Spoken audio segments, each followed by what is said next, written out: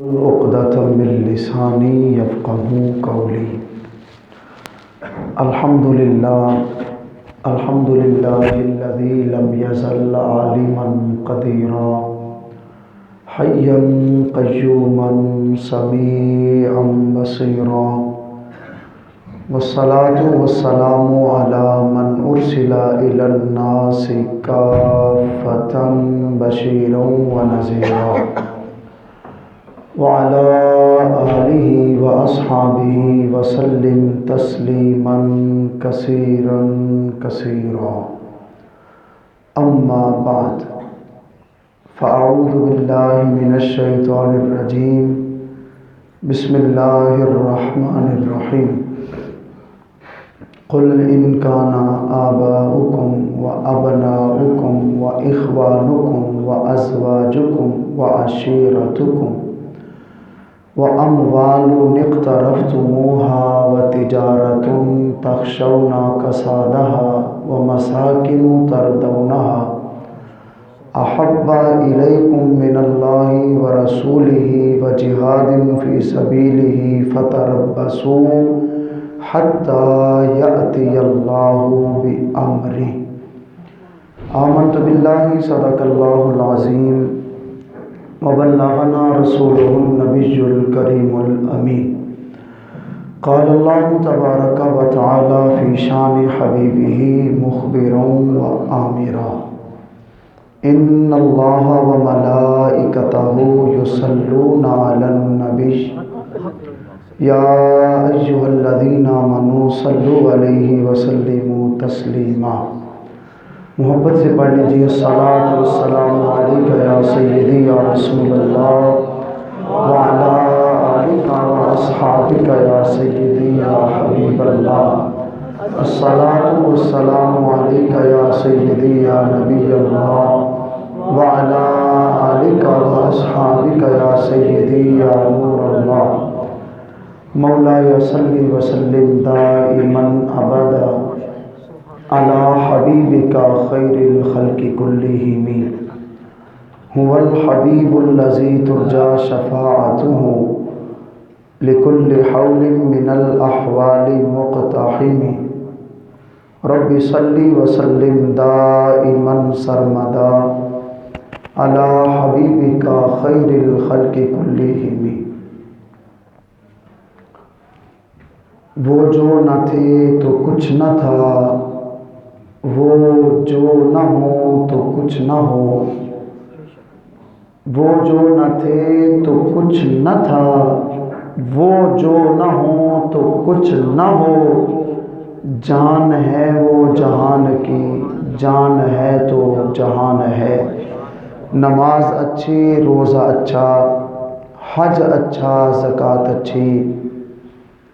نماز اچھی، روزہ اچھا، حج اچھا، زکوٰۃ اچھی، مگر میں باوجود اس کے مسلمان ہو نہیں سکتا. نہ جب تک کٹ مروں شہ بطحا کی عزت پر، نہ جب تک کٹ مروں شہ بطحا کی عزت پر.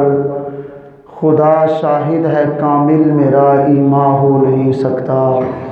اللہ رب العزت کی حمد و ثنا جو ہم سب کا خالق و مالک، پروردگار، پالنہار ہے. حضور امام الانبیاء، سلطان الانبیاء، فخر الانبیاء، قائد المرسلین، خاتم النبیین، شفیع المذنبین، شافع محشر، محبوب دلبر، ساقی کوثر، بے کسوں کے کس، بے بسوں کے بس، بے سہاروں کے سہارا، یتیموں کے والی، بیواؤں کے آقا، آمنہ کے لال احمد مجتبیٰ جناب حضرت سیدنا محمد مصطفیٰ صلی اللہ علیہ وسلم کی عظیم بارگاہ میں ہدیہ درود و سلام عرض کرنے کے بعد، قابل قدر، واجب الاحترام، ذوی الاحتشام عزیزوں، دوستوں، بزرگوں، بھائیوں، السلام علیکم ورحمۃ اللہ وبرکاتہ.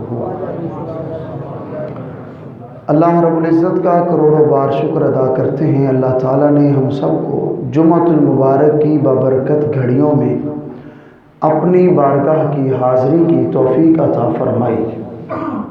دعا کرتے ہیں رب ذوالجلال ہماری حاضری قبول فرمائے اور ہم سب کے لیے نجات کا ذریعہ بنائے۔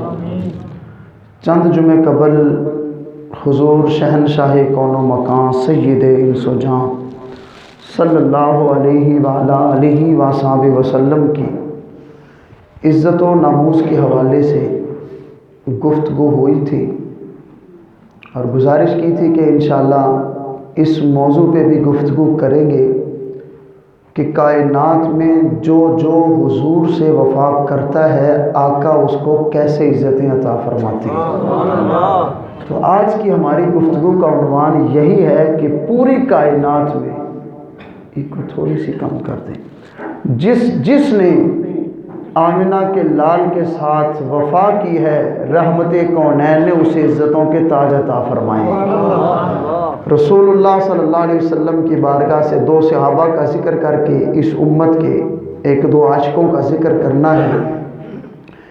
نبی کریم صلی اللہ علیہ وسلم کی بارگاہ میں آتے ہیں جن کا نام نامی اسم گرامی ہے حضرت سلمان فارسی رضی اللہ تعالی عنہ۔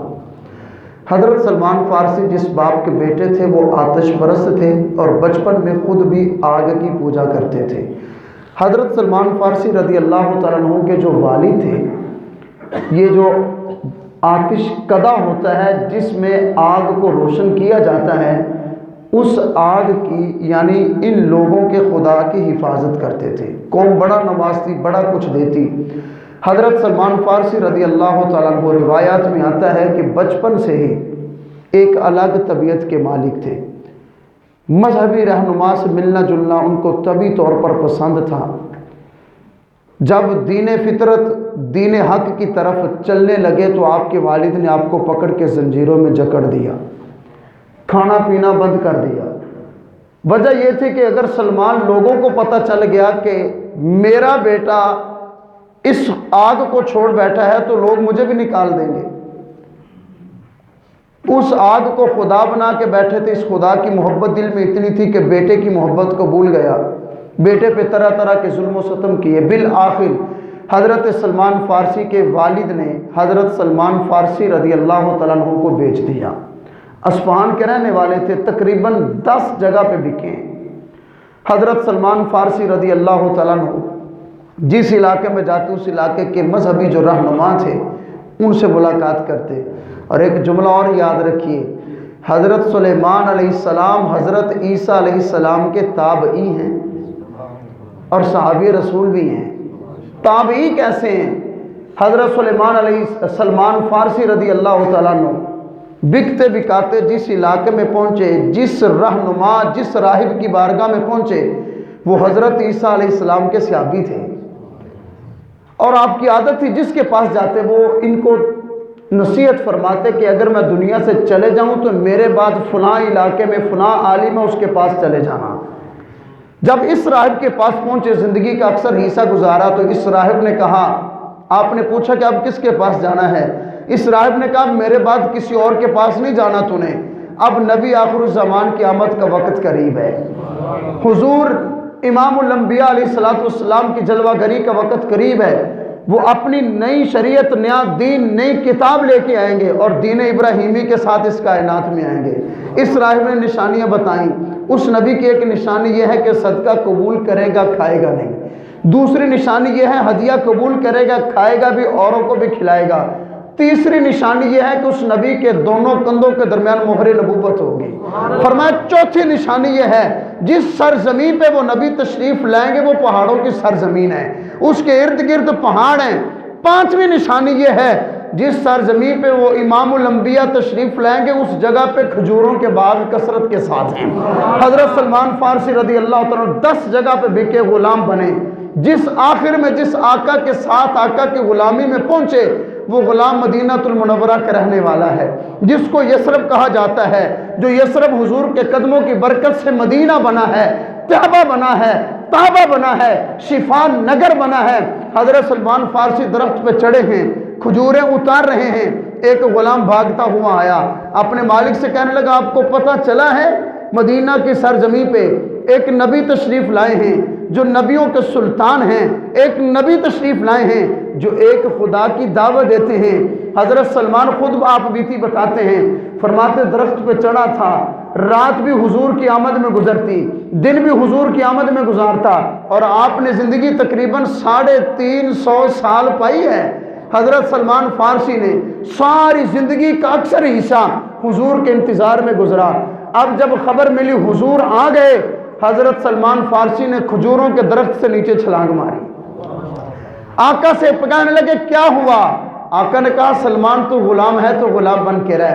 حضرت سلمان فارسی فرماتے میرے استاذ کی بتائی ہوئی نشانیاں مجھے یاد تھیں، پہلی نشانی پوری کرنے کے لیے حضور کی بارگاہ میں پہنچا، تھوڑی سی کھجوریں لی، یا رسول اللہ یہ صدقہ ہے قبول فرمائیں۔ فرماتے جب حضور کی بارگاہ میں کھجوریں پیش کی آقا مسکرائے، کھجوریں قبول فرمائیں، غلاموں کو بانٹ دی، خود نہیں کھائیں۔ اگلی رات ہوئی، دوسری نشانی پوری کرنے کا وقت آ گیا، سوہنا یہ کھجوریں ہیں، ہدیہ ہے، قبول فرمائیے۔ رحمت کونین نے مسکرا کے میری طرف دیکھا، کھجوریں قبول فرمائیں، خود بھی کھائیں، صحابہ کو بھی کھلائیں۔ فرماتے اس زمین کی نشانی تو پوری تھی، اب تیسری نشانی کے انتظار میں ہوں۔ حضرت سلمان فارسی فرماتے ہیں جب سے حضور کا چہرہ دیکھا تھا دل تو تسلیم کر بیٹھا تھا یہی نبی آخر الزمان ہے، لیکن اپنی نشانی پوری کروانا چاہتا تھا۔ دلائل النبوہ میں اس حدیث کا ذکر موجود ہے، بڑی توجہ سے سنیے گا، مدارج النبوہ میں اس حدیث کا ذکر موجود ہے۔ حضرت سلمان فارسی رضی اللہ تعالیٰ عنہ فرماتے ہیں بڑے دن گزر گئے، اب مجھ میں اتنی ہمت نہیں کہ حضور سے کہوں یا رسول اللہ مہر نبوت دکھاؤ، لیکن دل اس انتظار میں ہے مہر نبوت دیکھوں، حضور کا کلمہ پڑھ لوں۔ فرماتے مدینے میں ایک جنازہ تھا، حضور نے جنازہ پڑھایا، لاجپال نبی میت کو دفنانے کے لیے تشریف لے گئے، حضور قبر پہ مٹی ڈالنے کے لیے کھڑے ہیں۔ سلمان فارسی فرماتے میں اس نیت سے حضور کے پیچھے ہوں، نبی کریم علیہ السلام نے جو مدثر کی چادر اوڑھی ہے، جب حضور مٹی ڈالنے کے لیے نیچے جھکیں گے چادر سرکے گی، مہر نبوت کو دیکھ لوں گا۔ فرماتے آقا قبر کی اس جانب ہیں، حضور کے پیچھے ہوں، چند لمحے گزرے، محبوب خدا وہاں سے چلے قبر کی دوسری جانب آ گئے۔ فرماتے میں قبر کی دوسری جانب ہوں، اب ہر عاشق اس جملے کو سن کے بولے گا سبحان اللہ۔ حضرت سلمان فارسی فرماتے یہ بات میرے دل میں تھی، حضور سے کہی نہیں۔ ایک وقت گزر گیا، کئی دن گزر گئے، مصطفیٰ کے پیچھے اس ارادے سے کھڑا ہوں، چادر سرکے گی، مہر نبوت سے کپڑا ہٹے گا، دیکھ لوں گا۔ فرماتے جب دوسری مرتبہ حضور کے پیچھے آ کے کھڑا ہوا نا، نبی کریم علیہ السلام نے میری طرف دیکھا، حضور مسکرائے، مسکرا کے فرمانے لگے سلمان مہر نبوت دیکھنی ہے، چادر اتار کے فرمایا یہ لو دیکھ لو۔ حضرت سلمان فارسی اس انداز میں حضور کی غلامی میں آئے۔ جو جملہ آپ کو پہنچانا چاہتا ہوں کہ جس نے حضور سے وفا کی ہے آقا نے عزتیں کیسے عطا کی ہیں۔ حضرت سلمان فارسی رضی اللہ تعالیٰ عنہ کریم آقا علیہ السلام نے فرمایا لوگو ہر بندہ جنت کا مشتاق ہے، ہر بندہ جنت کی خواہش کرتا ہے۔ حضرت سلمان فارسی کا جملہ سننا جو مصطفیٰ کی غلامی کے صدقے ملا ہے، محبوب کریم علیہ السلام فرمانے لگے ہر بندہ جنت کا طالب ہے، ہر بندہ جنت کا مشتاق ہے، اور جامع ترمذی کی حدیث ہے ہر بندہ جنت کی تمنا کرتا ہے۔ فرمایا کائنات والو سنو، میرا سلمان وہ ہے جنت جس کی مشتاق ہے۔ حضرت سلمان فارسی رضی اللہ تعالیٰ عنہ حضور کی غلامی میں وقت گزارا نا، تو کریم آقا علیہ السلام نے ہاتھ اٹھا کے عرض کرنے لگے مالک میں سلمان سے راضی ہوں، اور حضور نے اعلان فرمایا دنیا والو سن لو، سلمان فارسی نہیں ہے، مجھ محمد عربی کے اہل بیت میں شامل ہے۔ اور دوسرے صحابہ رسول کا تذکرہ پڑھتے ہیں، نام ہے حضرت عبداللہ ذوالبجادین۔ حضرت عبداللہ ہے مدینہ کے دور کوئی بستی گاؤں ہے، وہاں کے رہنے والے ہیں، دیہاتی ہیں۔ ایک دن مدینہ شہر میں آئے، حضور کا چرچا سنا، حضور کا چہرہ وضحا دیکھا، مصطفیٰ کے دیوانے بن گئے۔ لیکن پورا خاندان چونکہ اسلام کو مانتا نہیں تھا، کافر تھے۔ حضرت عبداللہ ذوالبجادین ابتدا میں مشرک تھے، آپ کے والد دنیا سے چلے گئے، چچا نے آپ کی کفالت کی۔ حضرت عبداللہ ذوالبجادین چچا کی زیر کفالت اتنے مالدار ہو گئے کہ پورے عرب میں حضرت عبداللہ کے کپڑے مہنگے مشہور تھے، حضرت عبداللہ کی خوشبو مشہور تھی۔ حضرت عبداللہ بڑے مالدار ہیں، 8 سال حضور کو دیکھتے رہے، اپنے خاندان قبیلے والوں کے ڈر کی وجہ سے اسلام قبول نہ کیا۔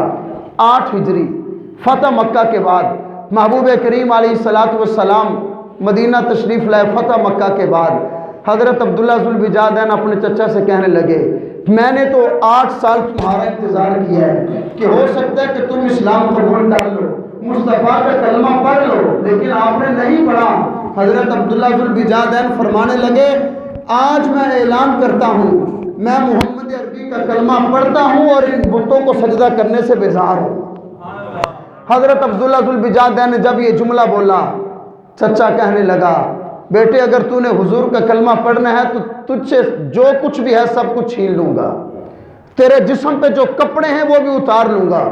دلائل النبوہ کی حدیث ہے۔ حضرت عبداللہ ذوالبجادین رضی اللہ تعالیٰ عنہ نے فرمایا کوئی بات نہیں۔ دوسری روایت ملتی ہے ماں نے قبیلے والوں سے کہا کہ حضرت عبداللہ دوڑ گئے، حضور کی بارگاہ میں گئے اسلام قبول کرنے کے لیے، اگر واپس لانا چاہتی ہو تو لاؤ۔ قبیلے والے دوڑے، حضرت عبداللہ کو کھینچ کے واپس لائے، زنجیریں ڈالی ہیں۔ کیا بتائیں اسلام کی خاطر حضور کے صحابہ نے کتنی تکلیفیں، اذیتیں، مصیبتیں برداشت کی ہیں۔ حضرت عبداللہ کا واقعہ سنیے گا، انشاءاللہ حضور کی محبت دل میں مزید پیدا ہوگی اور ایمان کو تازگی نصیب ہوگی کہ جو حضور سے وفا کرتا ہے آقا پھر اس کو ویسے نہیں رہنے دیتے، حضور پھر اس کو عزتیں بھی عطا فرماتی ہیں۔ حضرت عبداللہ ذوالبجادین رضی اللہ تعالیٰ عنہ، آپ کی ماں نے قبیلہ والوں سے کہا لے کے آؤ، لے آئے۔ ماں نے کہا عبداللہ بڑی شرم و حیا والا ہے، عبداللہ کے جسم سے کپڑے اتار لو، پھر عبداللہ کہیں نہیں جائے گا شرم کی وجہ سے۔ قبیلہ والوں نے سب کچھ چھینا، مال و دولت ہر چیز چھین لی۔ عبداللہ کے وجود پہ 2 کپڑے ہیں، خاندان والوں نے یہ 2 کپڑے بھی اتار لیے۔ حضرت عبداللہ ذوالبجادین نوجوان ہیں، 18 سال کی چڑھتی جوانی ہے، ننگے بدن ہیں، کمرے میں بیٹھے ہیں۔ آپ نے فیصلہ کیا کہ کوئی بات نہیں، وجود پہ کپڑا کوئی نہیں، اپنے نبی کی بارگاہ میں پہنچنا چاہتا ہوں۔ گھر سے نکلے، قبیلے والوں نے کہا اس سے کوئی بولے گا نہیں۔ ماں پھر ماں تھی، ترس آیا، اپنا دوپٹہ اتارا، اس کے 2 ٹکڑے کیے، اس کے 2 ٹکڑے کر کے ایک بیٹے نے نیچے باندھا، دوسری چادر اپنے وجود پہ ڈالی، سیدھا مسجد نبوی میں حضور کی بارگاہ میں پہنچے۔ تہجد کا وقت ہے، حضور اپنے کشان نبوت سے باہر تشریف لائے۔ رحمت کونین نے فرمایا کہاں سے آئے ہو؟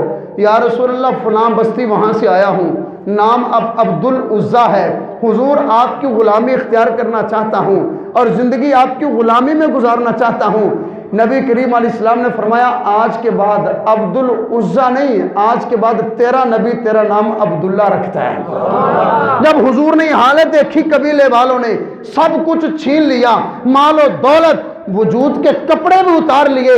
نبی کریم علیہ السلام نے عبداللہ کو لقب عطا فرمایا ذوالبجادین، فرمائے صحابہ یہ 2 چادروں والا ہے، حضور کا یہ لقب ہے، حضور کی بارگاہ میں رہے۔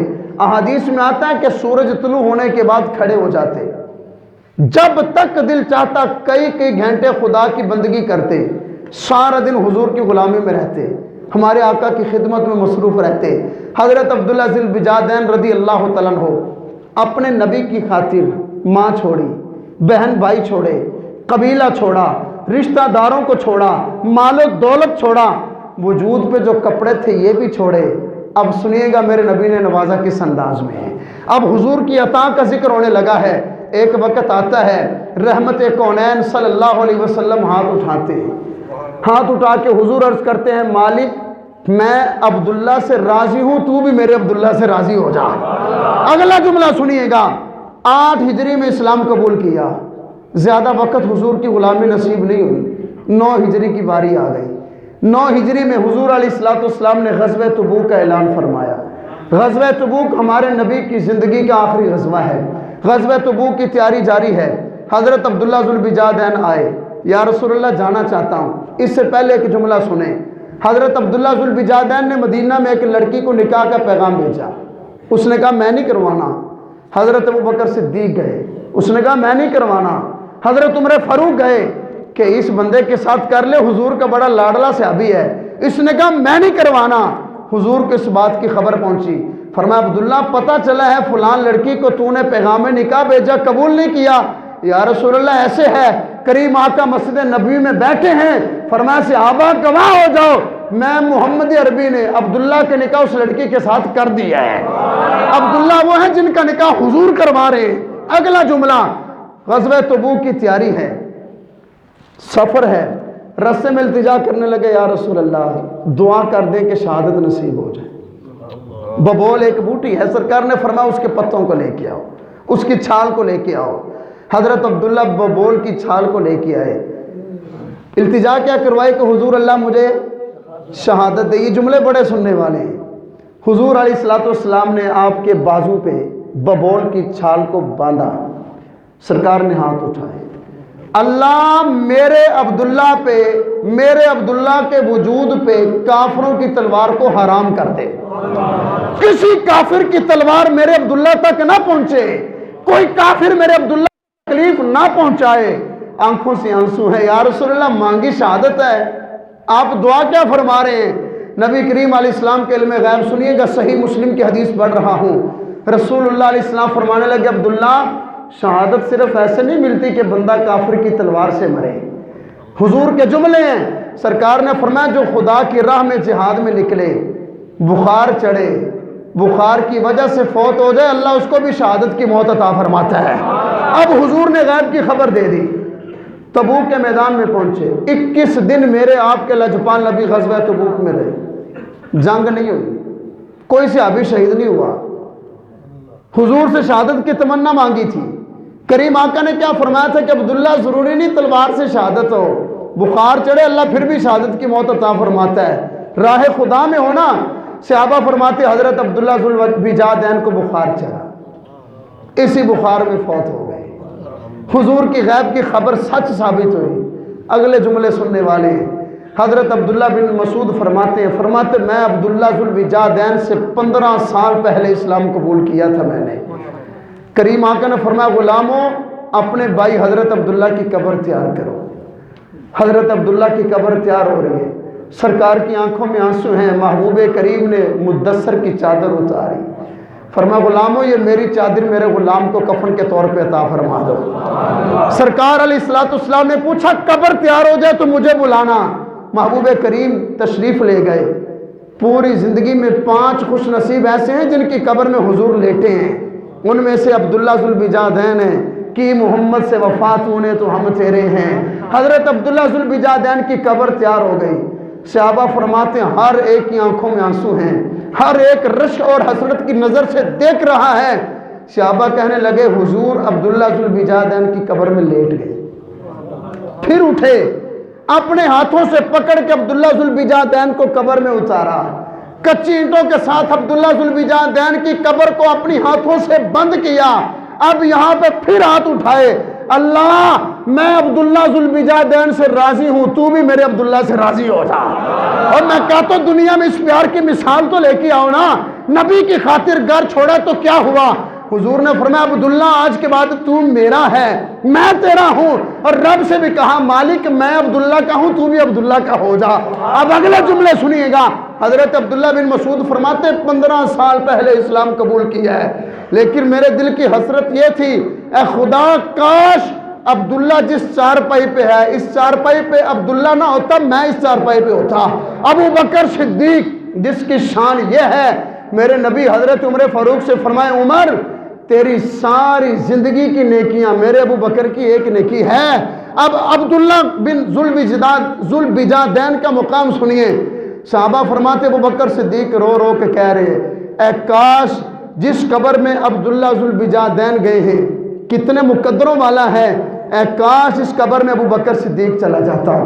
عزیزان گرامی تاریخ اس بات کو بتاتی ہے، کائنات میں جس نے ہمارے نبی سے وفا کی ہے رحمت کونین نے اس کو عزتوں کے تاج عطا فرمائے۔ آؤ ماضی کریم میں چلتے ہیں، لاہور کی سرزمین ہے، اندرون گلی ہے، ایک بوڑھا رات کو تہجد کے وقت خود سجدے میں سر جھکا کے رو رہا ہے اور کہتا ہے مالک میرے بازوں میں طاقت نہیں، میرے بازوں میں ہمت نہیں تو میں بدلہ لیتا۔ اپنے گھر سے ایک نوجوان اٹھتا ہے، کہتا پتہ نہیں کبھی مسجد میں گیا نہیں، آج کسی نے آ کے اٹھا دیا ہے۔ مسجد میں جاتا ہے، بابا جی سے پوچھتا بابا جی روتے کیوں ہو؟ بابا جی کہتے بیٹا ایک گستاخ ہے تیرے نبی کی شان میں ہرزہ سرائی کی ہے، رو اس لیے رہا ہوں کہ اس کا بدلہ نہیں لے سکتا۔ یہ نوجوان کہتا بابا جی اگر بدلہ میں لے لوں تو بابا جی کہنے لگے پھر جنت الفردوس میں نبیوں کے سردار استقبال فرمائیں گے۔ اس نوجوان کا نام غازی علم دین شہید ہے۔ دن کا سورج چڑھتا ہے، وضو کیا، خوشبو لگائی، پاکیزہ لباس پہنا۔ اے غازی کدھر جا رہا ہے؟ اپنے نبی کے نام پہ جان لٹانے کے لیے جا رہا ہوں۔ راجپال کی دکان پہ پہنچتا ہے، ہاتھ میں خنجر ہے، قتل کیا، قتل کر کے تسلی کے ساتھ خدا کا شکر ادا کیا۔ غازی علم دین شہید 18 سال کا نوجوان ہے، منگنی ہو گئی، ابھی شادی نہیں ہوئی، جوانی کی فکر نہیں ہے، شادی کی فکر نہیں ہے، بچوں کی فکر نہیں ہے۔ اے غازی علم دین ابھی تو زندگی گزارنی ہے۔